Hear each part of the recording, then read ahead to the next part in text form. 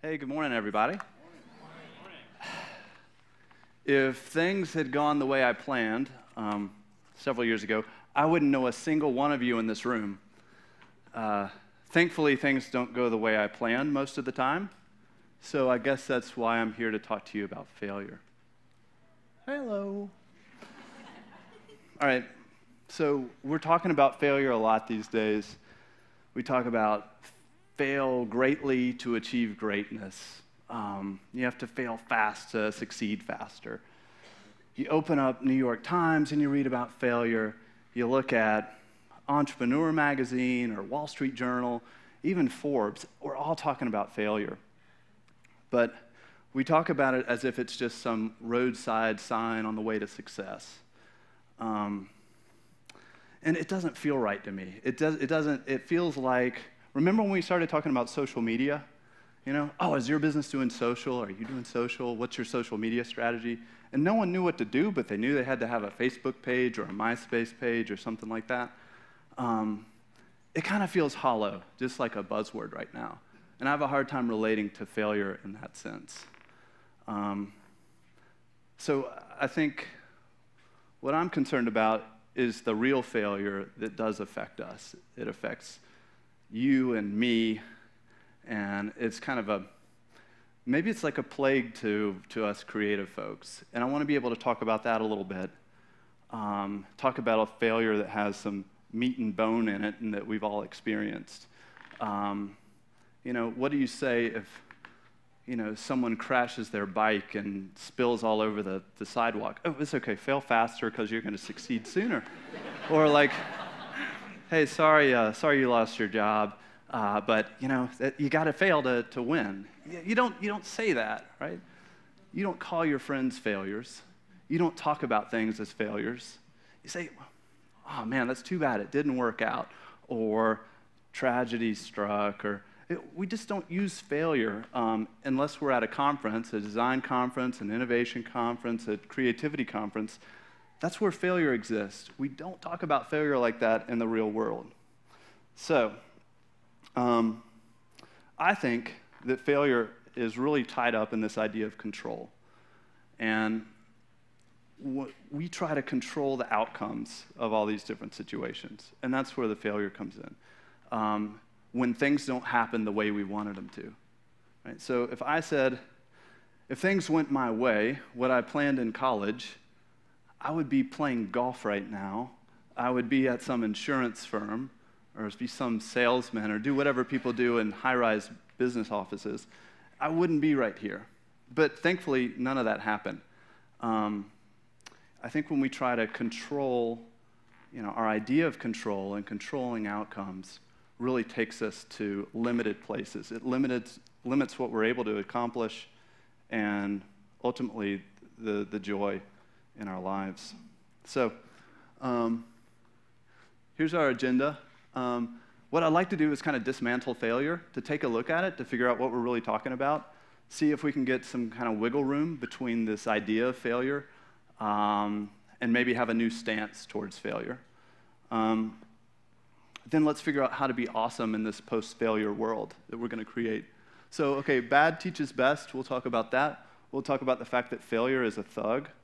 We'll talk about how to lose control to find greatness, and how to be an astronaut in a post-failure galaxy of possibilities. So it's ambitious, but we're going to try. Okay, bad teaches best. So what's great about failure is there's a free prize inside. Whether it's a big failure or a little failure, you're always going to get a free prize. And the free prize is that failure rips away this veneer of reality. When we fail or when something bad happens, we collide with reality, and it makes the invisible visible. That's the cool thing about failure, and that's the thing that we can learn. Maybe you have to do that a lot to succeed, but whether it's a personal tragedy, whether it's someone in your family that has a health issue, right? We don't learn much when we're on cruise control, right? It's not till something goes wrong, someone gets cancer, someone gets in a car wreck, and then everything comes to a screeching halt, right? The healthcare system that used to work when you showed up to get your physical once a year, it no longer works so well for you when you really need it, right? So as long as things are going smoothly, we don't learn that much. So success is a bad teacher because it's a quiet teacher. If I get a new job and get a raise, I'm not asking why I did that. I just say, that's the new normal. This is it. Okay, everything's going to be like this now. So anytime something good happens to me, that's going to be the new normal. So we don't really listen to our successes the same way we do with failure. So failure can expose breaking points. It shows where our idea was wrong, but we have to have enough guts to listen to it, right? So that's the kind of free prize in failure. Think about 2008, September. That's when Lehman Brothers collapsed. The market went down. Every cool kid in New York that had an awesome job didn't have a job the next day. So all of a sudden, our system failed. It totally collapsed, right? And it revealed a lot of the myths that we were once relying on, the myths of stability, of progress. I start here, I work hard, and I keep going up and up and up in the world. So what's awesome about that, if you fast forward 2 years later, all those kids that were scared when that happened, they were terrified. They had New York rent. They didn't have a job, didn't know what was going to come next. I think, especially my peers in New York, did a great job, and I'm sure here too, but I was in New York and I got to see it firsthand. They got to question what was important to them, right? And they got to reconnect with what was valuable to them at work and life and relationships, so much so that when I would go to a party, I almost felt apologetic of having a full-time job because all these other people figured out that, no, I don't want a full-time job. I want to work part-time. I want to play yoga. I want to do yoga. I want to practice my own craft and do art. That this failure of the system really helps people kind of reconnect with what was important to them and to kind of confirm their own values. Boo. Where does failure come from? Anybody know the word failure? It comes from elementary school, from Miss Robinson's class. And what it means is you better follow status quo or we're going to take your toys away and you're not going to get a cookie. And maybe that's good if you want, you got to learn the ABCs, you got to learn how to count. That stuff's important, right? And you probably do need a little bit of a whip to crack. But I'm going to read you the definition of a boogeyman, and I think failure is a boogeyman, right? So see how this relates to failure.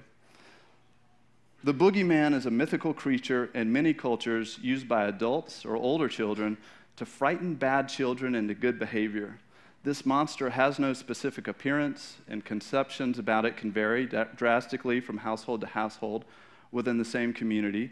In many cases, it has no set appearance in the mind of an adult or child. It's simply a non-specific embodiment of terror. So, this non-specific embodiment of terror, I feel it. I feel it right now, right? Coming up to speak.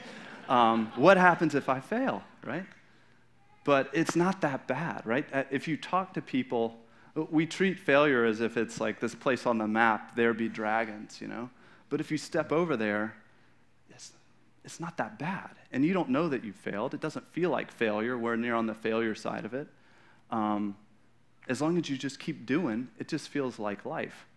I guess part of my beef with failure is that we have to take the time and energy out of our day to judge something as failure. It's like, how's that going to help you? It's like taking a break in the middle of the game and counting up the score and saying, okay, this team's, it looks like this team's going to win. The game's not over yet, and it's a long game. So this whole kind of elementary conception of failure, I just have a hard time with it. It's because it's real. I see it limiting us. It limits our work. It limits what we do, what we allow ourselves to do and think about and grow. So the problem is this fear of failure gets bigger the further you go along in your career, right?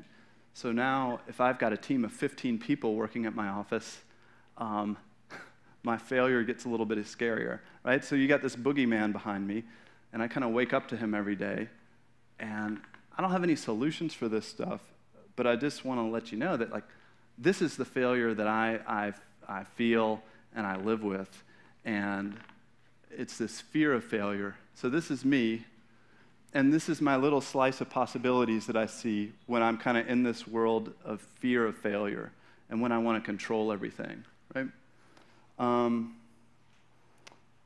This is it when I let fear sneak in. So the more I try and avoid failure, the more I kind of narrow my possibilities, right? Everything gets narrowed down to this. It's like I have blinders on. So I'm limiting my options, and I'm going to get worse results. So the truth is, the more I try and avoid failure, the less likely I will to succeed, because over here is where the good stuff is. And I should have drawn it with more stuff going on, but that's where the good stuff is. So the way our brains work, so I'm learning, is that fear of failing a test in high school has the same stress response as like the fear of getting mauled by a lion. You know, like our body does a bad job of regulating, how much it's going to get us amped up. So all of this blood goes from our brain and it goes to our muscles. Like we shut our brain off so we get to this fight or flight kind of response. And all too often we have this. So let's see. This is why people study actuary science and accounting, right? It's me in college where I was afraid to explore all this other stuff and I wanted control. I really wanted to figure out, how do I avoid the stuff that I'm going to be afraid of? So it's by kind of avoiding failure. When you're thinking about that, you get these short-sighted solutions.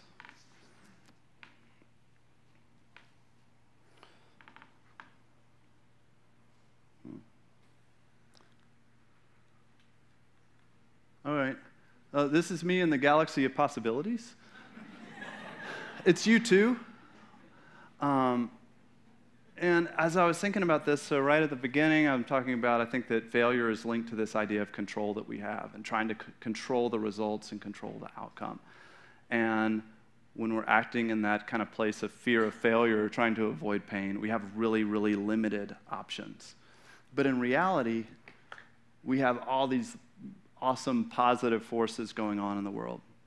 So, failure seems to be linked to success, at least when I first started exploring this topic. So I started to look at, all right, well, let me look at some of my successes. What are the awesome things that I was able to do? What things am I really proud of? And in every single case, I play this teeny tiny, infinitesimal role in that success. Like I'm proud of being up here. This is really fun. The series of events that led me here, I had nothing to do with. This was not in any strategy of mine. This is not in any plan of mine. Nothing. If I think about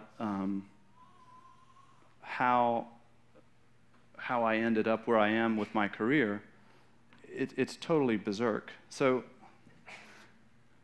I was wearing a crazy pair of shoes one day in New York, kind of like these. I was wearing some white bucks in New York. I was walking down the street with my dog Hans, and we sat down on the curb in East Village, and this drunk French guy came up and plopped down next to me, and he was wearing white bucks too. And we started talking, right? And it turns out that he was the creative director for this fashion brand in New York, and they needed a website. And that was our first job for Sun & Sons, right? So that's how, it's pretty random. I'm walking Hans, he needs to go to the bathroom, we do that, find a bag, throw it away, sit down. The drunk guy comes out of the Korean restaurant and sits next to you. And that's how you start a company. And it's not just that. It's all the other people that helped out along the way. It's every single conversation.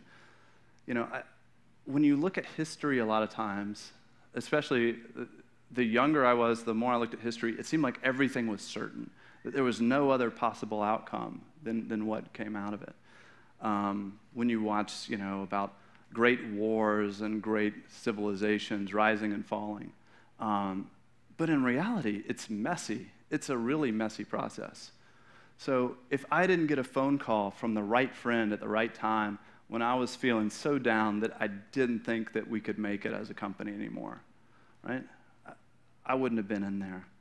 If my old boss, Todd Martin, hadn't have been kind enough to kind of extend our payroll through, the end of 2009, I wouldn't have had the flexibility to be able to start Sun & Sons. If I didn't bump into somebody at the coffee shop on Mulberry Street, we wouldn't have had the next project. Like, everything in our lives is totally crazy, and it's all random, and it's all because, for whatever reason, and I think the reason is community, and it's important we're all here, is I was part of a community that helped me believe that it's okay not to try and control the outcome, to actually just be there and be present and look for all the different possibilities. So I think the practice of losing control, it's essential. And it's not so much of a practice. We don't have control anyway, right? So it's just admitting that we don't have any control over this stuff. And then all this awesome stuff starts to happen. And then we start to be aware of all these things around us, where here in my little slice of pizza, that's not so fun, but it's a great big party over here. And this is where great stuff happens. So if you write down, maybe try this. I wrote down years ago, 10, 15 years, what would I settle for, right? I was at a point where I was starting my career, just getting off the ground, and I was scared about the future. So I started writing down, okay, what would I settle for? What would I trade everything for right now just to be safe? Right? And if I went back and looked at that, I would have sold myself short so big. So it was just the idea that, okay, if I can control and pick my destiny, what would that be? Versus if I'm going to be open to what's actually going to happen and all these other possibilities, what does that look like? So my beef with failure is that it keeps us from being in this space, this fear of failure, right? So we've got this failure, which is a thug, it's a boogeyman, and it keeps us from looking at all these other possibilities. Okay, I'm not a good designer. Maybe you can tell by the slides. I worked so hard in school, but somebody was always better, right? My schedule started at 5 o'clock in the morning and went to about 1 or 2 o'clock in the morning. I worked so hard trying to make my projects awesome, trying to make them really smart. But there was always somebody who was better than me at design. And it was really frustrating, right? So I realized that there are people that just have certain gifts, and mine wasn't what theirs was, right? But I had some of their weird gift.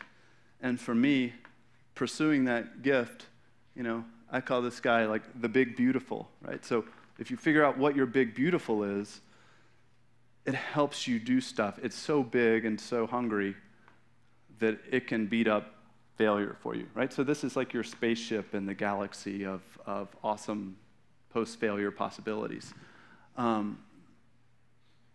So let's go back to what I know, which is starting a business. So starting Sun & Sons in New York, Lehman Brothers collapse. I had about $200 in my checking account, and I'm going to start a company, and I don't have any clients, right? It wasn't bravery that did that. It's just because I found one thing that I really loved and I cared about so much was I knew that there was a way to start a business that was all about helping creative people do the best work of their careers, helping everybody in the business work at the top of their capability and not stifle anybody. And I knew I had to do it. I had to do it. So whether or not I was stressed out about money, about time, about resources, about people, about clients, it didn't matter because I had something that I really believed in. So just kind of figuring out what's that sort of unstoppable big beauty for you that you love. But for me, so it was, my big beauty wasn't what somebody else's is. Like everyone who designs at Sun & Sons is a much better designer than I am. What my love is to help them do the best, smartest work they could ever do. So I had to kind of find my own weird place.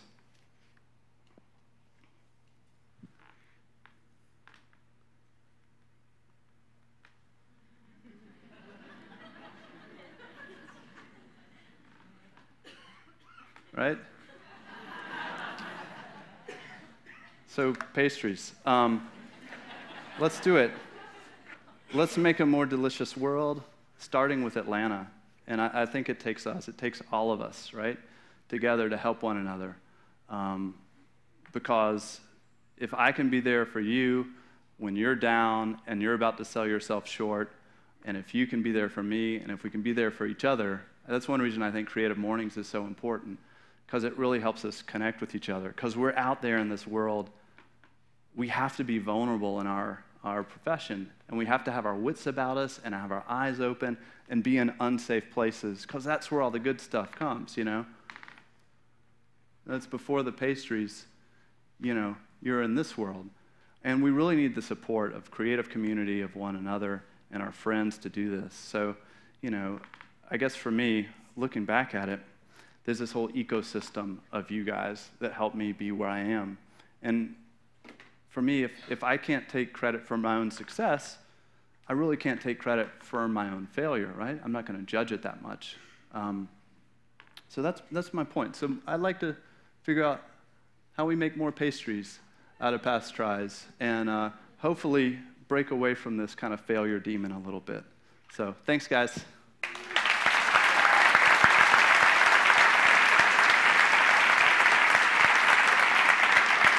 That was awesome. Thanks. Hey, thanks, man. Yeah. So we're going to do a Q&A with Wade. So if you have a question, raise your hand. I will run the microphone out to you. Make sure you ask the question in the microphone for the video. Cool? Ann. Thank you.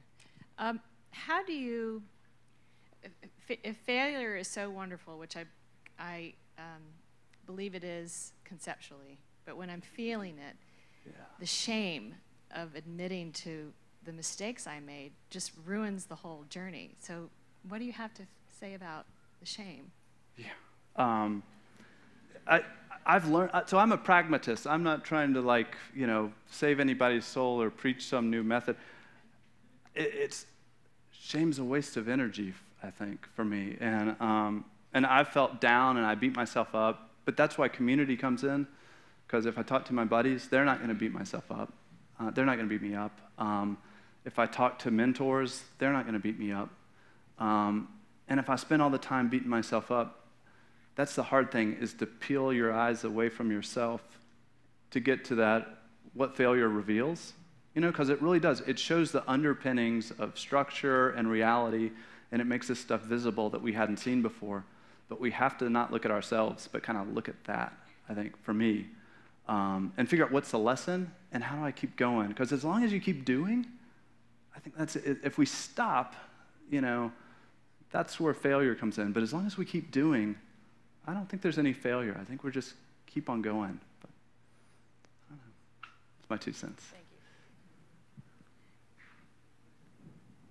More questions? Hey, dude. So, going to the topic at hand, I'll just call it out. What was your biggest failure, and what did you learn? What did you actually learn from it? Okay.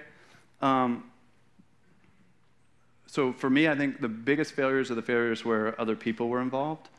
And it's, well,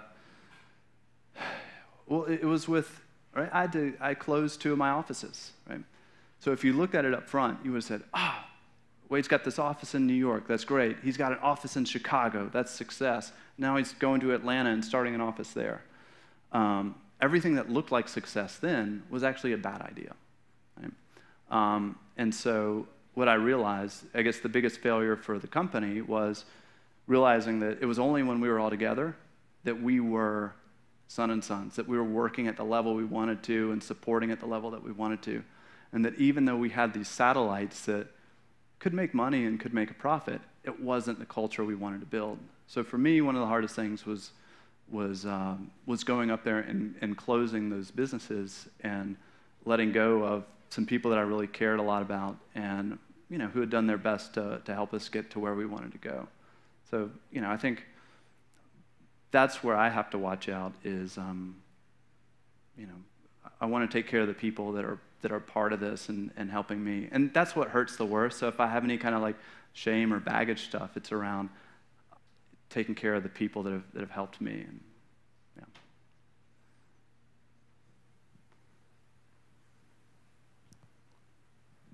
What brought you to Atlanta, and how long have you been here? I was born in Atlanta, and I love the city. I really love to look out right now. One of the things I love about Creative Mornings, I don't know all you guys, and I used to. The old art scene in Atlanta was like this column of people, and we'd see each other at the same shows, at the same galleries, at the same clubs, same restaurants, and we have this creative renaissance here. And I teach, and I've always taught, but my students now want to come here. My old students in, say, 2006 through 2004 through 6, all went to New York, to San Francisco, to Chicago, or to LA. Now, all my best students want to stay in Atlanta. So I think the community here is fabulous. The possibilities are here. You can't do this in Manhattan, right? I mean, my office in Manhattan, the first one was above a methadone clinic. You can't, this kind of thing can't happen. So, we have a freedom and a willingness and a spirit, a kind of gregarious, creative hospitality here in Atlanta that I want to be a part of, and I want to help that out. So.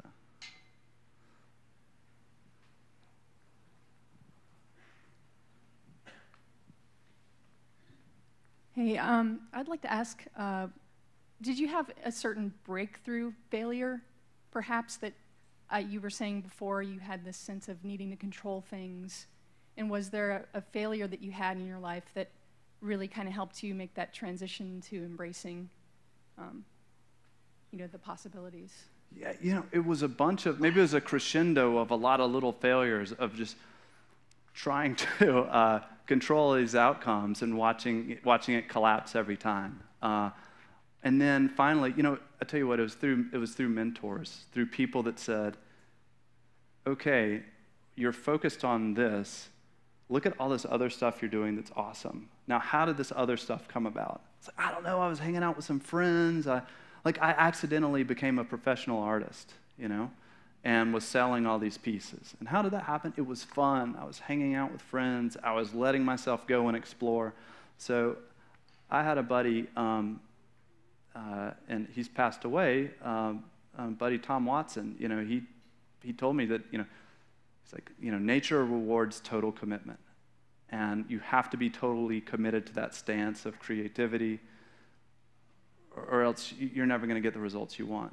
And it's someone who had been through it. Right? This person had, his whole life, he had to make a huge leap to this totally different way of living, this open stance of life. And I got to see it. I got to see it work in other people. So, but I did have a whole kind of crescendo of my own little failures that helped me along that path. But it's, once you start getting one success and then another, then another, then another, it just gets a little bit more comfortable, I think. It builds. It's not overnight. I guess now I've got this idea that if I jump up and down for a year, and then you put a basketball in my hand, I'll be able to dunk it. Like I couldn't do it right now, but I know if I just keep chipping away at it, that more good stuff's going to happen. So, yeah. Not with these shoes. So. All right, one more question.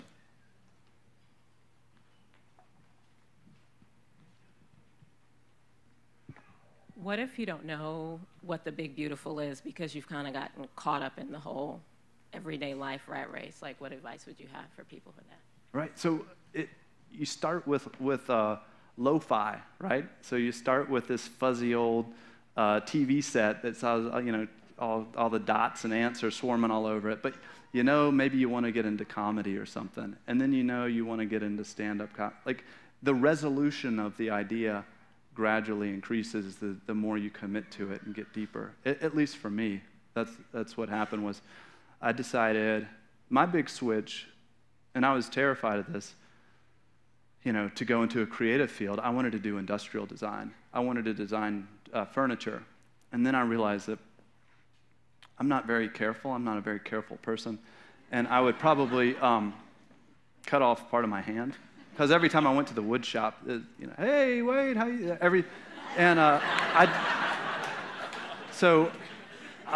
Then I got into graphic design and communications after that. And it just comes, once it's the whole first step thing. Once you start going down that trail, more good little things, as long as we're listening to the world, we keep getting that feedback. And that positive feedback kind of helps us shift, right? Or maybe those little failures, right? You don't have to jump off a cliff head first, but try something and, geez, that sucked. So, all right, that's the whole making a better map. You can make a wrong turn, but you don't have to fly off a cliff like Thelma and Louise to figure out that the map, probably should go the other way. Let's give Wade a round of applause. Thanks, guys. Thanks, man.